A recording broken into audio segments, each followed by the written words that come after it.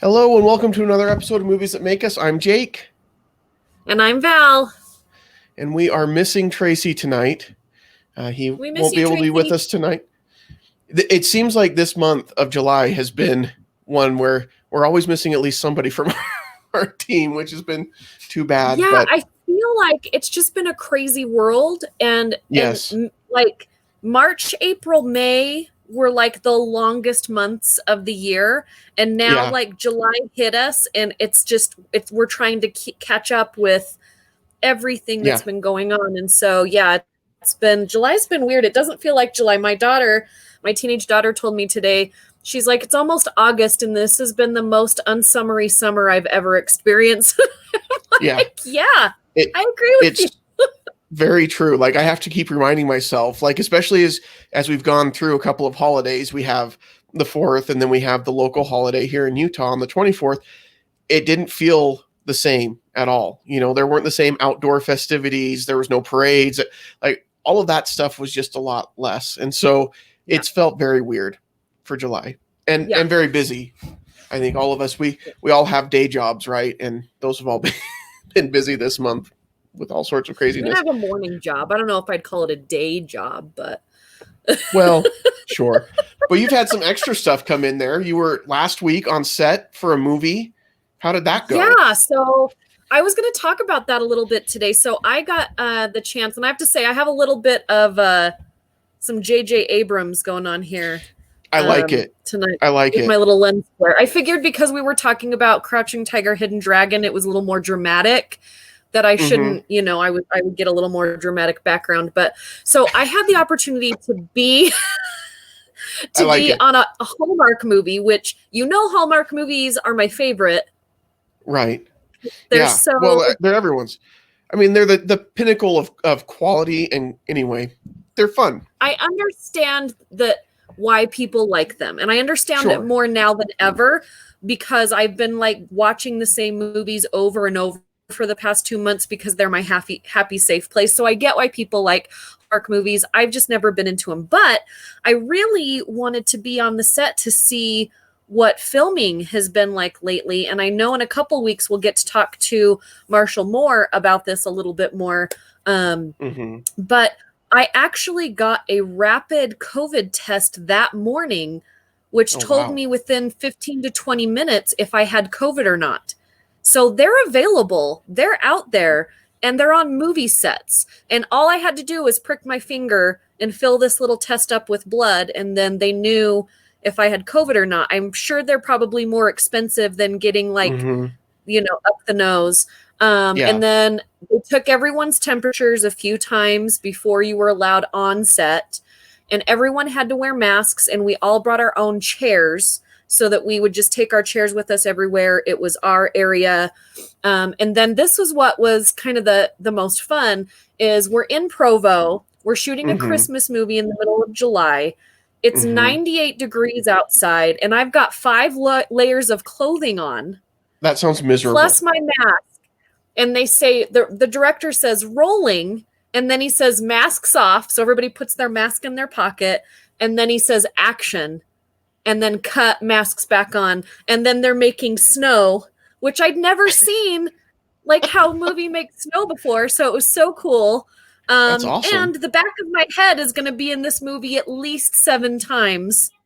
So Okay. when Christmas comes, when they start doing it, it's called Ivy and Holly. Okay. And of course, there is a bakery on this road. I was exiting a bridal shop. So all the things that you think about in a Hallmark movie. Perfect. Yeah. Exactly Yep. what Small you would town expect. bakery. Yeah, all the things. So, but this is what I was a little bit.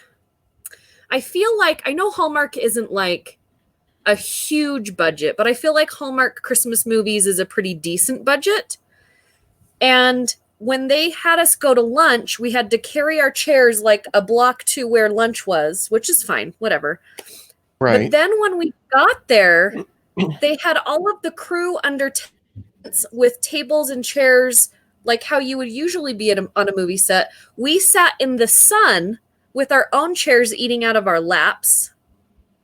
And we're the ones in like all the hot clothes. So Yeah. I went and ate in my car because I was just like, what? Yeah.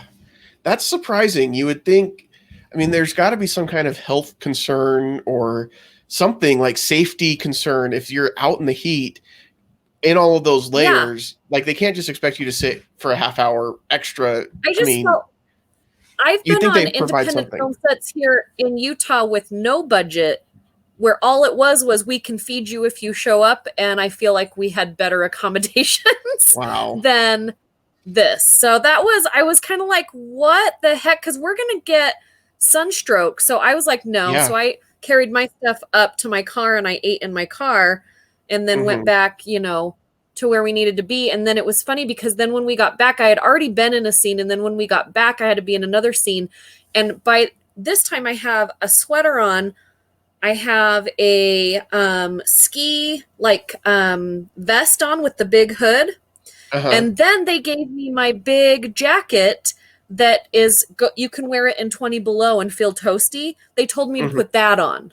Okay. Just for, good measure. I think I lost 7 pounds Well, that's nice. That's a nice in side sweat. benefit, right?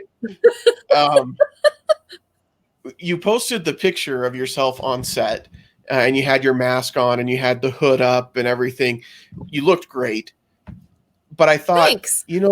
when winter hits, these masks aren't going to look that weird anymore. It's just going to look like we're trying to stay warm. It just looks like part of the outfit honestly, our faces are going to be super happy about it. Yeah. But it was really funny because there were kids on the set, and in the instructions it said, no matter how cute the kids are, don't touch the kids because like COVID, like you all need to stay 6 feet apart, but don't be like, oh my gosh, you're so cute. And I was like, Yeah. isn't that just a regular rule? Like, no, like, don't touch other Yeah. people's kids regardless, but I guess it's a thing. Like if a kid is really cute, you're like, oh, look how cute you are. I don't know. Yeah. As a parent of a couple of kids, I can tell you I appreciate it more when people, keep their distance, unless like it's someone that I know. Even pre-COVID, during COVID, post-COVID, like there Just are a in lot of germs general, out there, and I just don't know and there you. were a couple of like grandmas on the set, so I Yeah. could see how they would be like, they're grandmas, so it's just, but a mom at the end of the day, they did pay us cash, which was really cool. That's never Oh, happened that's to nice. me on a set with that big of a production. They just paid us cash in a little doggy bag at the end of the day. I felt like it was like a drug deal on the Hallmark set. Yeah. Are I'm you sure never this going to was an get actual, back after this. like I've heard of, anyway, that's an interesting way to pay. That's usually not a Hallmark film that pays that way, from what I Well, understand. I think with everything that's going on and all the paperwork and all that, so they just paid it. I was happy to get the cash. Oh yeah, absolutely. But because usually you get paid, like if you've ever been an extra in a movie, you get paid like 9 months later. You totally forgot you did the project. And by the time you get the check and the taxes are taken out of it, it was like you paid basically to be in the movie. Right. But it was really fun. But like this lady said, you were so good. And I'm like, oh, thank you. And she's like, you Nice. didn't touch your mask like one time. I thought she was talking about my impeccable acting. Yeah. But really, Well, she that's was what I would've talking said. about how I never fidgeted with my mask. And she's like, how do you do it?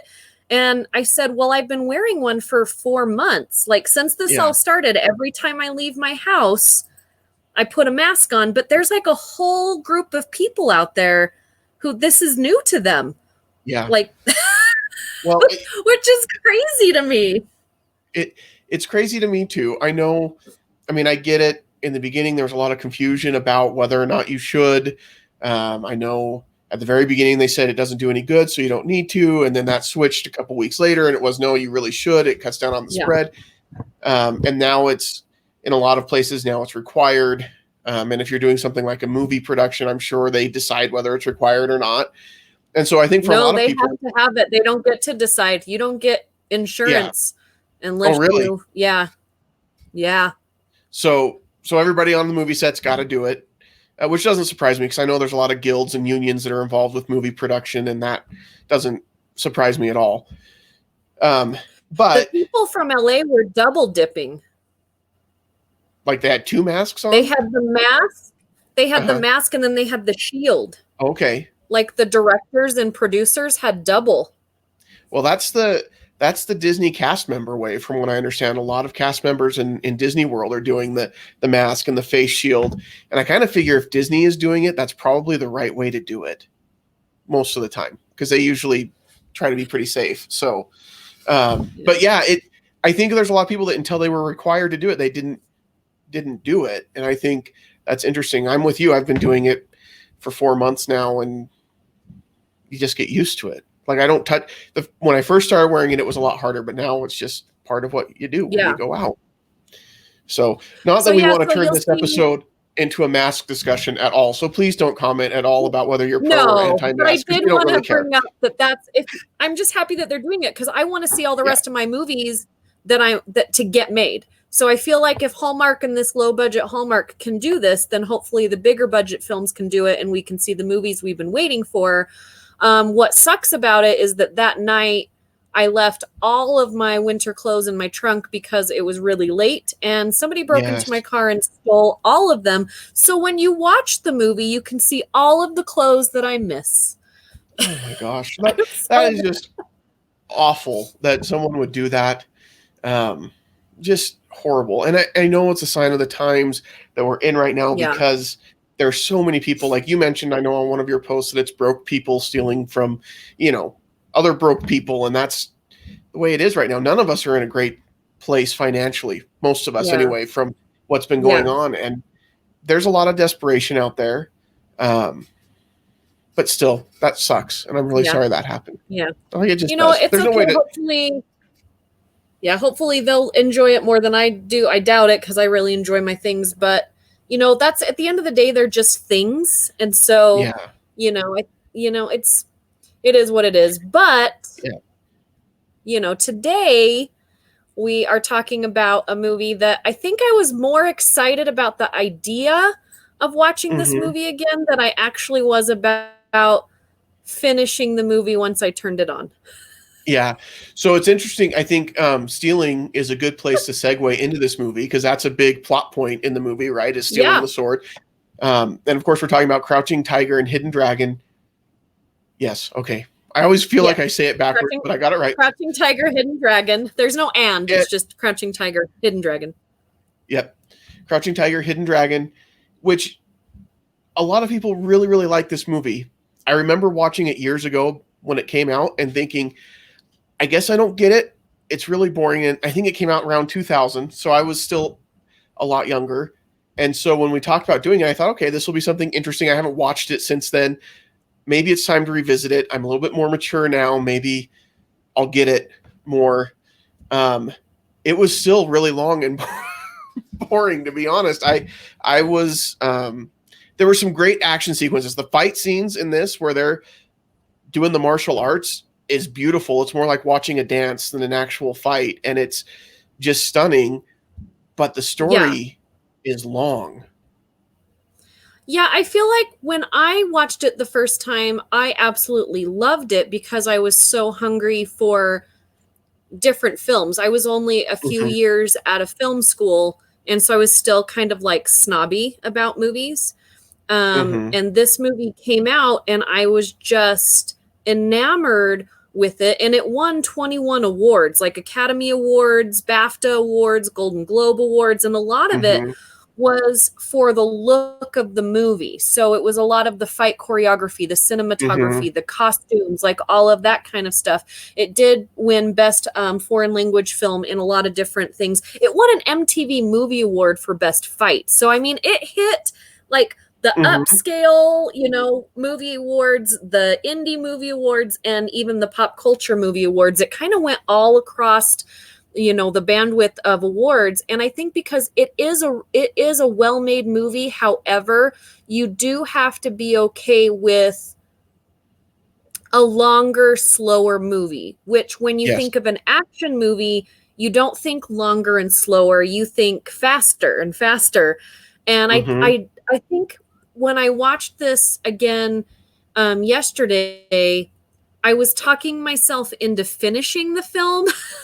I was like, I mean, I've seen it. Do I need to finish it? It's taking so long. And I was kind of disappointed in myself for thinking that, because why don't I have the attention span for this 3-hour movie, but I can watch Endgame over and over and over and over again? Yeah, and that's a good question. And I don't know the answer because there's nothing in this film that I would be like, well, this is why it's just not a good movie. And I'm not saying it's not a good movie. It is a good No. movie. It's a Yeah. well-made movie. But it's And boring. it is. And I think it's just the style of storytelling is so different than what we're used to. I mean, it is a foreign film. It comes from a different culture, and different cultures are going to tell stories in different ways. And I think just some of the ways that they did this, it was just hard in spots for me. But there were moments that made it worth it. Do you think we would have thought this same way if we wouldn't be having this year? I kind of thought about this too, is that in when it came out, I thought it was perfectly fine, the timing, the length, and then now, because each of our months feels like a year and days feel like weeks, do you think that that's kind of influencing what we want to watch right now? Well, that's an interesting question. I'm sure it is, but I would think that that would make me feel like this movie was less slow and less boring, because I feel like because things are going at kind of a slower pace, I feel like I've gained a little bit more patience with storytelling. Like I'm reading the Lord of the Rings books again, which I love, but they are long books, but I feel like they're not as long as they used to be, because I've got the time to sit down and listen or sit down and read. And so I would think that it would make it less slow for me, but I don't know. Maybe, I mean, I think there's something there. I do think that what I want to watch is very different as we've gone through this. Like maybe this is it. I usually want something now that's a little bit more of a pick-me-up, something that's going to make me feel happy. This movie does not make me feel happy. Like, yeah, the ending, the way it all comes together, like, it just doesn't, you know? And so maybe that's part of it. Like, you keep hoping for that redeeming moment, and I don't feel like it came for me. Yeah, I definitely think you have to be in the right place and time and mood for this movie. But regardless of what mood you're in, it's so beautiful. And the amount of athleticism in these actors is absolutely crazy. And that's why we picked it to be an action film, because when this movie came out, we had seen some things in The Matrix, but it was not this beautiful when it came to some of these special effects that didn't seem like special effects. It just seemed like, because they were so athletic, you could actually bend your, like gravity that way. Like it was so beautiful the way. I feel like what they did was they moved the movie around the choreography. You know what I mean? Like, it's okay, we want to do this, this, and this, and now let's build kind of around it. Yeah, I think so. I think there's definitely something to that, because the fight sequences are so central to the movie, and really it does feel like everything kind of leads up to the next fight scene, and then you kind of get a break in between where they kind of build up a little bit more of the story, and then you've got another fight scene, and they're just incredible to watch. I mean, obviously a little bit of wire work done as they were flying across the roofs and stuff like that, but like you said, it's hard to tell where the athleticism and what they're able to do ends and where the special effects begin in a lot of the scenes. I mean, the scene at the end where Jen and is it Mubai? I don't. I was just there. But the main guy and Jen are fighting in the trees. Like, that's something that you just don't see in Western cinema. Stuff like that, where they're balancing on the tree and they bend it down and they do this. And obviously there's a lot of special effects in that part, but it's still done so well that you're buying into it on some level. And that's pretty incredible, because really, like, the thought of watching two people fight in treetops that are that thin, it's like, okay, well, that's obviously impossible, but you still believe it and you buy into it. And I thought, as I was watching it, like, this reminds me of watching almost like a live action anime, like the stuff that you would see in an anime type movie, but they brought it to life, and that's pretty incredible. minus like all the weird grunting noises that they make in anime movies. That's true. They make really weird noises in those movies. I can't, it takes me out of it. I'm sorry if you really love them, but it takes me out of it. And I have to say, I'm fine with it.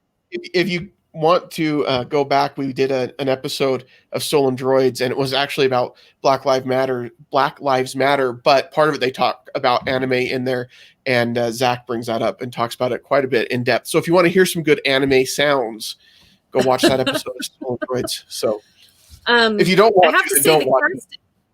The cast in this movie at the time were not very big American movie stars, but they were big stars from their own culture. But now they're in a lot of movies that we see here. And I have to say, like Chow Yun-fat, Chang Chen, Michelle, I don't know how to say her last name.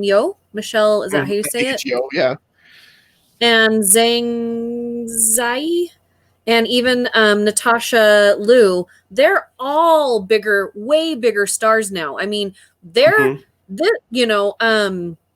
director of this film knew that they were big stars, but we didn't. So the fact that Ang Lee took this and knew that it could be a crossover culture movie, was so smart of him. And I actually like Ang Lee as a director. I think he is super smart when it comes to action and choreography and storytelling. And the cast is amazing. But at the time when we saw it, most of us had never seen any of these actors before. Now, Michelle, she had been in things that you would remember her from, because she was in Memoirs of a Geisha, which I love, but that came, I think, after this movie. But she was in Tomorrow Never Dies before this movie came out. So she was like a Bond girl. And then she was in this, and then Memoirs of a Geisha, and then Crazy Rich Asians. I mean, she's just been in some really incredible movies. She's definitely a leading lady that I really like. In Crazy Rich Asians, she is like the mom you do not want to mess with. Like, she scared me in that movie. Which makes sense, really. Yeah. So, and Chow Yun-fat, like you said, he wasn't well known before this movie. And really, I remember when this movie came out and he started to become much more of a household name after this movie. And then he had a few more films that were big here. And I think we were thirsting for something, like, to me, he was a more serious version of Jackie Chan, right? Like, Jackie Chan was great at doing the martial arts, but he also did that comedy bit, and that was a big part of what he did. It was all comedies. Chow Yun-fat, he seemed to have those same martial arts skills, but was much more of a serious actor and had more serious roles, it feels like. Yeah, a little bit more. Yeah, but I don't see, like, he hasn't been in any other big, other than Pirates of the Caribbean at World's End. Hasn't really been in any other big American movies since then. He's been, like, he was in Anna and the King before he was in this Crouching Tiger, Hidden Dragon, and then he was in Pirates of the Caribbean, but most of everything else that he's done, he's kind of stuck close to home, close to, what kind of got him the big name, which I kind of dig that. Yeah. I mean, he knows. I think there's a certain amount of, like, that's what he appreciates. That's the cinema he wants to be part of. And I think that that's kind of a cool thing, I mean, he's a big star at home. And whether he becomes a big star here, it doesn't really change that he's successful where he's at. And that's great. Yeah. Yeah. So, one of my favorite scenes in the movie is when they're going through, like, what their version of the desert would be, and it looks very much like a Western, right? Yes. And they have her on the horse, and it's all these guys, and she gets off the horse, and they're all trying to get her, and she just, I'm going to take you all on. Yeah. She starts to fight him, and then all of a sudden a guy's like, wait a second, hold up. I think she could have taken him. Oh yeah, she totally could have, and she probably could have taken the whole group there. That that scene was good, and that was where the movie was also kind of problematic for me because Okay. we're kind of getting into, she stole the sword. We've got the whole plot line going on there, and then this guy shows up out of nowhere. And so to explain his backstory, we have like an hour-long movie within a movie that explains like how she met him and like what was Yeah. happening, how the relationship developed. And I was like, this is really, really long. And I almost felt like it was two separate movies, and it wasn't. And I think that that's part of the difference in the storytelling style, that I think just comes with the difference in cultures and everything. But that part was hard for me because it was so different from the rest of the movie, but we had to understand who he was and what her relationship with him was, but it was really long. Yeah. Yeah. I agree.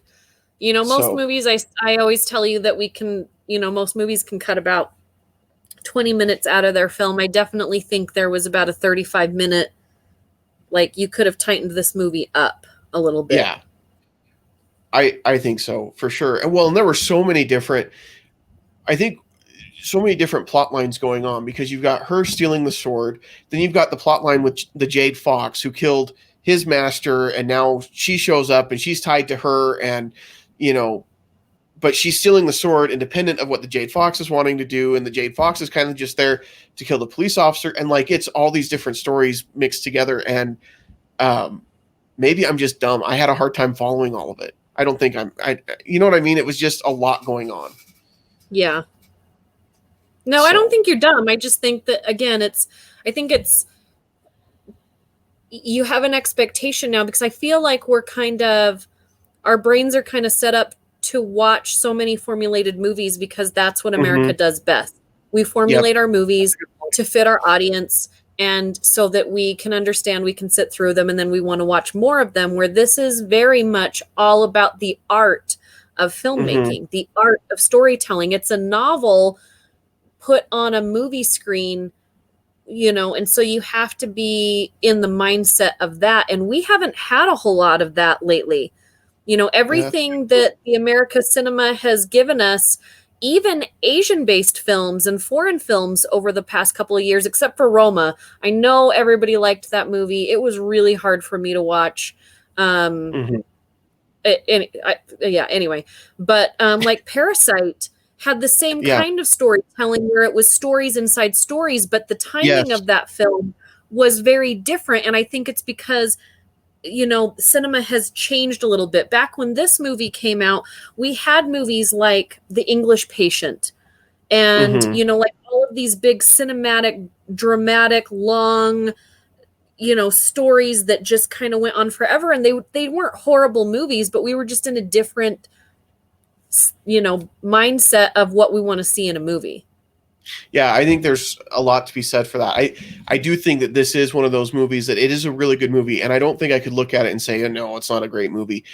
But it's not one that I'm going to sit down and say, I'm really in the mood to watch this movie. Like I've got to me, it's similar to like when we talked about The Mission a while back, right? Yeah. The Mission is a good movie. It's a solid movie, but boy, you've got to talk yourself into watching it, Yeah. and even then, I feel like it's like The Passion of the Christ. If you've seen that movie, you only need to see it. You only need to see it one time, right? Yeah. And for me, when I saw it, like I was sitting in the audience when it was done for a good 10, 15 minutes after the movie was over. And I was just like taking everything in because you did everything but taste that film. Like all the senses were there, right? And it was such an amazingly made film. Take the story out of it, the way he made this film, and take Crazy Mel, like he's crazy, but this movie was made amazing. But I can't watch that movie again. And I feel like this is one of those things. You want everyone to see it one time so you can see the amazing cinematography, so that you can see all of the fight scenes, the choreography, the coloring, the costumes, even the acting. And then really like you don't need to see it again. Right.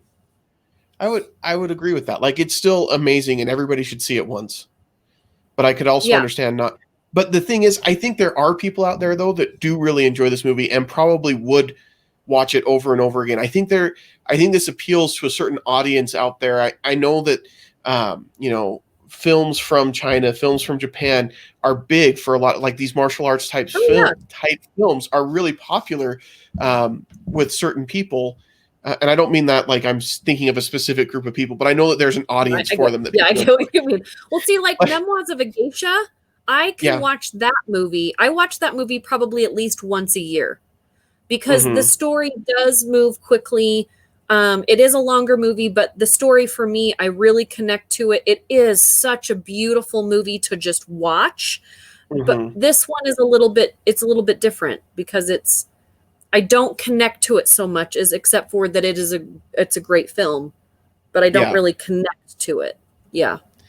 I think one thing that I really appreciated though was the two female characters, Jen and I think Lucien, the two main female leads.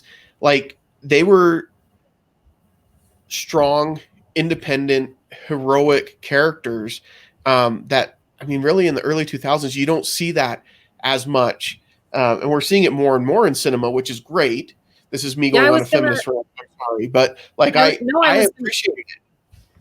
I was going to bring that up because the Asian film culture has been putting females in um, like the lead characters for a really long time. You have this movie, you have Memoirs of a Geisha, you have Joy Luck Club, you know, Hmm. all of these movies that, and that's only the movies that they also brought over here. If you look at the movies that stay inside their country, um, you know, we need to follow their lead a little bit with Yeah. like they're not afraid to put a woman in lead for box office numbers, you know, and Well, and it it took shows that us a their really long audience time is, and we're still a little squeamish about it. yeah. Well, and there's good reason why we are. No, there's not a good reason, but there's good reason. But it shows that audiences in Asia are much more open to that because if they're not going to be concerned about how it does at the box office, it's because it's doing well at the box office. So that means people Yeah. don't care. Whereas here, we struggle with it. Like, I don't. I have no problem. Captain Marvel was a fine movie. I had no problem with the female lead in Captain Marvel. I had no problem with Rey in Star Wars. I thought she was great.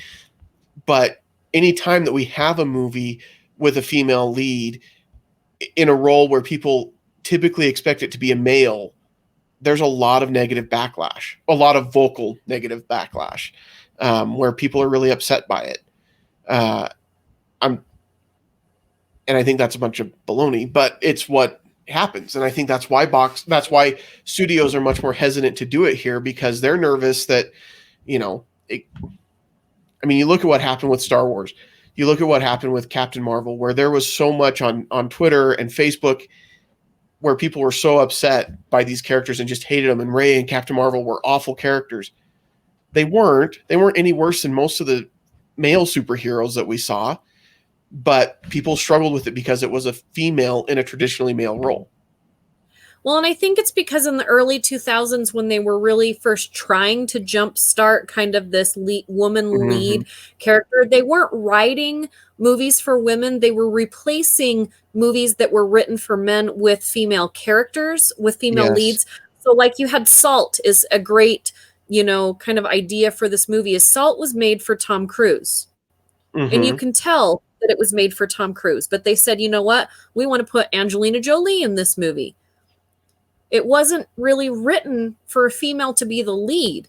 And so it's Yeah. very hard for us when you write crappy movies that don't have a woman in mind. And you could I'm sure people argue, well, we should be able to play any role. Okay, but when your story centric is based Yeah. on a very specific person, that movie was written for Tom Cruise Right. and they gave it to Angelina Jolie. If it would have been written for Angelina Jolie or just written in general and they said, but you can't just in general write a movie for any character. That's not the way a story works. So now that they're No. writing movies for female leads, that's when the movies are better, but audiences are hesitant because we've been feeding them crap for years.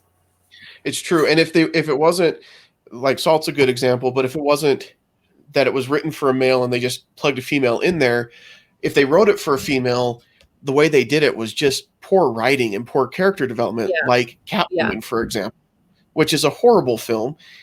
And she's a horrible character. She's not well-rounded. She's one-dimensional. And those were the kind of the female leads that we saw. Or Elektra is another example of a female Yeah. superhero that was not well written and not well done. And now I think they're finally putting more, they're making the characters more real, the female leads. And I think that that's a good thing. And I'm they were writing these movies, they were writing these female movies for a male audience. right. So they were putting a female as a lead to be attractive to a male audience. So you're basically doing a disservice as well. You know, Mhm. it's not going to be a good movie because she's just a prop and a puppet at this point.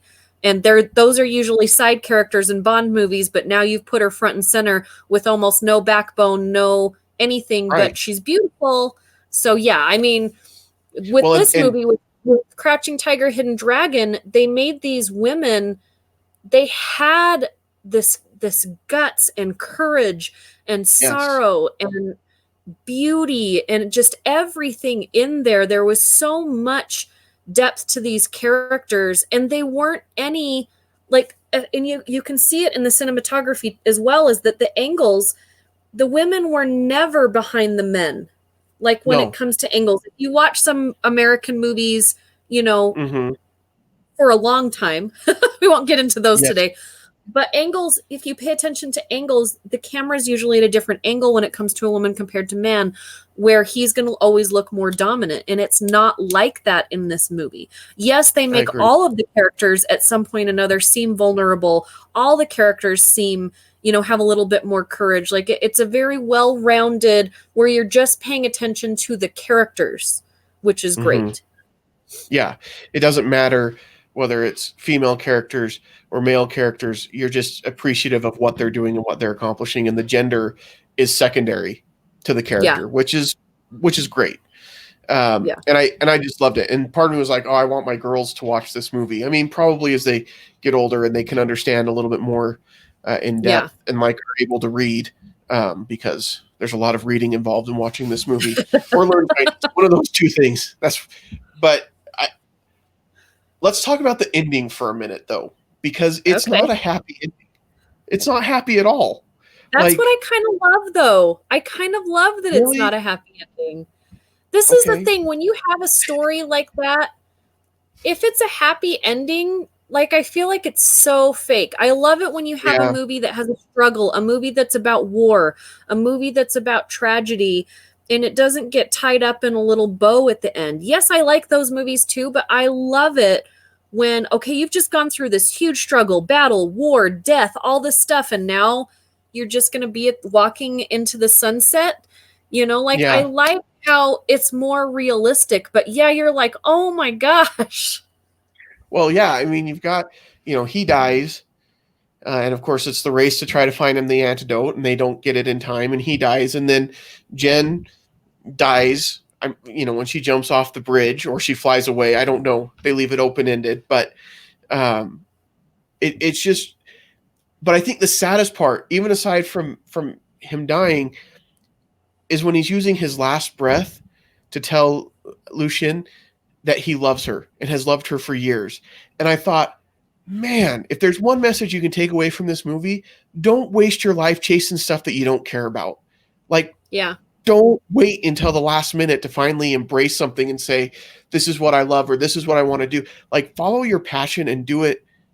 Like, they could have had years and years of happiness together, but because both of them were following these unwritten rules and reasons why they couldn't be together, they didn't allow themselves to be happy. And that's the real tragedy, is like, for him to tell her that at the very end, it's like, man, that's heartbreaking.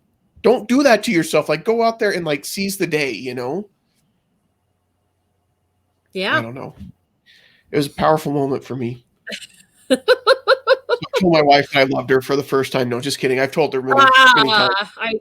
Lies.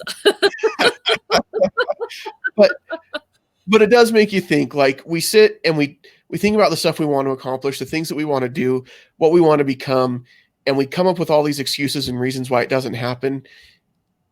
don't do it. Like, find a way to make it happen. Go out there and whatever it is that you're passionate about, if it's a person that you just haven't shared those feelings with, share those feelings. If it's something that you're passionate about doing, go out and do it.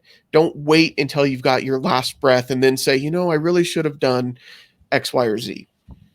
Well, and I think it speaks to a lot of people that, I think how it spoke to me is, they're fighting this tradition of how they're Mm-hmm. supposed to be. And in a Mm-hmm. lot of cultures, whether it's religious culture or, where you're from, sometimes you'll think that if you don't follow this culture or these set of rules, that you're going to live this miserable life because that's what you're told. You have to do these things and you'll be happy. And you'll make everyone else happy because you'll be following the rules. Whereas what if they would have broken the rules, like you said, right away, and they would have fought for Mm-hmm. their own happiness? Would it have really bothered? Would they have gone through all these fights? Would they have gone through all of this stuff? And I think a lot of Mm-hmm. people can relate to that. Like Yeah. me and my own past is, you do so many big things in your life to please other people. Mm-hmm. And in the end, when you're pleasing other people instead of yourself and the person that you care about, you end up unhappy because you're trying Mm-hmm. to make all these other people happy. And so I feel like this movie kind of really pushes that line of tradition, and especially, in the Asian culture, but I also know like Italian culture where I'm from, Catholic culture, Mormon culture, you're up against all of these traditions that you're trying to live up to all the time. But in the end, if you're not happy with it, are you really? You have all of these battles, everything that happened in this movie that seemed so long, and just like, am I going to get through watching this? Like, that's your life that you're trying to get through at Mm-hmm. that point. So Yeah. I agree with what you say. Like, figure out how to get through it. It's going to be hard and it's going to feel like a battle for a minute, but I don't think it's going to feel as long as a battle is trying to make other people happy your entire life. Well, end of the day, you can't, right? I think we've all had someone in our life, some figure in our life that or maybe it's a lot of people in your life that you try to make happy. And it's so hard because you see that they could still be disappointed. They could still, despite your best efforts and everything that you've accomplished, they may not be happy. And so when you're living to please other people, you're just never going to be satisfied and they're never going to be satisfied. And you can't control that. And so Yeah. I think you're right. You've got to, you know, you mentioned culture and growing up in the religion that I'm in, the LDS religion, there's a lot of culture that goes along with that. And I've had to learn in my life, like, to separate the culture from the religious part and what I actually believe. And it's hard because the culture will pull you one way, but what I believe in my faith pulls me a different way. And I've had to learn how to follow that and not focus on being what everybody expects you to be. And that's hard to do. It is really, really Yeah. hard, Yeah. but it's so worth it. Yeah. Once you decide, okay, I'm going to be me, like, I'm at peace with who I am and with my God and everything else. And once you decide to do that, it's better, Yeah. even if it's hard. I'm with peace. I'm at peace with who I am and the burrito that I just ate. I shouldn't have Awesome. eaten that burrito. Like, going against and this isn't to mock you, but like right No, I get now it. I want to be this certain person, but I also really wanted to eat this burrito today, and I just said, you know what? I'm just gonna do it. But I mean, that's what No. you've got to figure out, is like what's right for you. Is Yeah. people can tell you all day long and push you to be a certain way, but you've got to figure it out. And I think this movie is so good about, if you're really watching what this movie about, it's about making the decisions to go down one road before you're down another road, battling it out for something that you don't even believe in. Yeah. Well, yeah. And he starts out by saying, I didn't finish, I didn't find enlightenment because I couldn't let go. And he never specifies what he couldn't let go of. And I think it's her that he couldn't let go of, but he spent all that time and finally realized, I need to move on past that. But he was at a point in his life and he was so far down that road, like you said, you can't turn around. And then, of course, it's even magnified more once he's poisoned. It's like now he's at the point of no return. He can't go back and undo what's been done. Like, just don't Yeah. wait for that moment. Go out and seize it. So, Yeah. what do we grade this movie, Val? Tracy's not here, so we can grade it what, he'd probably give it like an A plus because this is like super cinema-y, and it seems Yeah. like it's right up the alley. I give this movie a solid B because I do think it is such a well-made movie, and I do think that, I mean, I don't think it's for everyone, but I feel like if you enjoy good cinema, if you enjoy good storytelling from a different perspective, you should see this movie at least once. Mm-hmm. And so I do think, it's it's such a beautiful movie just to watch, to look at, Mm-hmm. and the acting and the characters, all that stuff. So I think solid B for me. It would be in an A or a B plus category if it was a little bit tighter in the storytelling. But yeah. It's hard for me to give this one a grade. Number one, I feel like I give out a lot of B pluses, and so I feel like I should do something not a B plus. But I think anytime that you've got a movie that you feel like everybody should see once, I almost feel like I have to give it at least an A minus, even if it's not my jam necessarily. Like I wouldn't go back and watch this movie over and over again, but where I think it's one that everybody should see at least once because, I mean, yeah, the story's long and it needs to be tightened up in places, but it's just so amazing and so beautiful. And really, if you haven't experienced this genre of film before, this is a great one to jump into and see. And so for that reason, I would probably give it an A minus, even though Nice. it's not my jam. But I think you have to see this movie at least once. So All right. So solid B for me, A minus from Jake. I'm sure Tracy would give it an A plus, but we're not yeah, sure. Maybe he can let us know next week. Next week starts our sports month. I'm so excited for this. There are so many great sports movies out there, and there are only 5 weeks in August, and so we are not even going to cover like a fraction of the movies that are out there that I would love to talk about. But I'm thrilled that we're talking about sports movies. I think this is what we need right now because sports are just starting to get back going again. We'll see how long it lasts. I do like Jet Li's Hero T. Yeah, It definitely very similar, but a little bit the rhythm of that movie moved a little bit better. But I do yeah, think the cinematography for this one was better. But August is my birthday month, and I love that's sports true. movies with a passion. So I love that we're doing that, and we do have a special guest this month because we're going to be talking about one of Utah's favorite baseball movies, and that's Sandlot. And we'll Mm-hmm. announce to you guys later who those special guests will be. But that'll be fun. But next week, we're kicking it, like, I guess not kicking it, we're home running it. Home running it. There Um, you go. Perfect. with A League of Their Own, one of the best baseball movies with best quotes ever. Tom Hanks. Madonna's in this movie and doesn't suck. Yes. She's not very good in a lot of other movies, but this one she's great in. It's pretty much this one, and then of course her best performance in Dick Tracy. I love Dick Tracy. I like Dick Tracy too, but I don't think Madonna was especially good in it. She was much better in this movie, I think. She was But okay she in had, Aida as well. yeah, but she was good in this movie, and we'll talk about this next week, so we don't want to go too Yeah. much into it. But Rosie O'Donnell as her sidekick was really good in this movie. Like the two of I them feel together, like they should be life sidekicks. yeah, like they should be best friends in real life, or we should get more movies with the two of them and their shenanigans. Like it Yeah. was. But yeah, A League of Their Own is a great movie. It is another time when baseball was shut down, Major League Baseball, and how they coped with it in that particular scenario. And who knows, by next week, Major League Baseball may be shut down again. Well, the Because of Mariners game was shut down because 12 people on the it was team. the Marlins. The Marlins? Oh, sorry. It was the Miami Marlins because Oh, okay, Miami, of sorry. course, I knew it everybody's was got M. COVID down I there. knew it was an M. But Yeah. yeah, because of the COVID. So when people say there's no crying in baseball, I think there's a lot of crying in baseball right now, and that's kind of why we wanted to do Sports Month. We all Yes. miss sports, we miss baseball, but they're not all going to be baseball movies. So make sure you guys stick around throughout the month because we've got some really good sports movies that we're going to be talking about. Absolutely, and it's exciting to kick it off with A League of Their Own. So you'll want to watch that in preparation for next week.